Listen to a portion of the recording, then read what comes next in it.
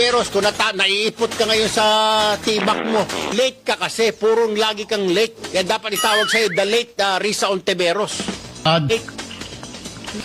Ikaw kaya muna, i-return mo muna yung 1 point, yung kinita mo sa 1,760 million na bonus ninyo sa PhilHealth. Ikaw kaya magsoli nun, nang kagang ka.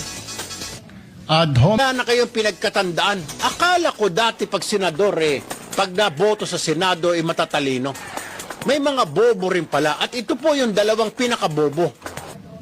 Ad hominem. Kaya sa susunod na halalan, iboto po ninyo yung may mga utak at mga matatalinong mga mambabatas para hindi matulad dito sa dalawang itong mga ugok na walang kinalaman. Paulit-ulit ng sinasabi na ito ang batas. Pero itong dalawang ito, pinagpipilitan yung kanilang opinyon ng ipis.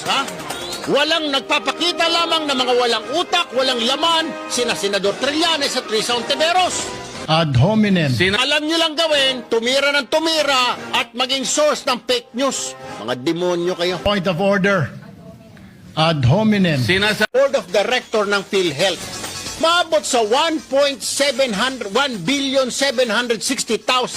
na mga bonus at allowance ang pinamudmud ninyo sa mga sarili ninyo. Sa'yo na 1.76 billion. Kontribusyon nyo ng mga miyembro ng PhilHealth. Ugok. Ad hominem.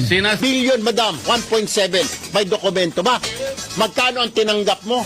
Pwede po ba, Senator Ontiveros, ipakita mo kung magkano kinita mo? Ang kayo magaling pumuna kayo ng pumuna, mga demonyo kayo. Ad hominem. Pero yung sarili ninyo, hindi ninyo tignan sa salamin. Manalamin muna kayo kung may uling ang mukha nyo. Hindi yung tira kayo ng tira, nagmamagaling kayo, nagmamalinis kayo, akala nyo santo kayo. Mga santong kabayo kayo, mga hinayupak kayo. Ad hominem.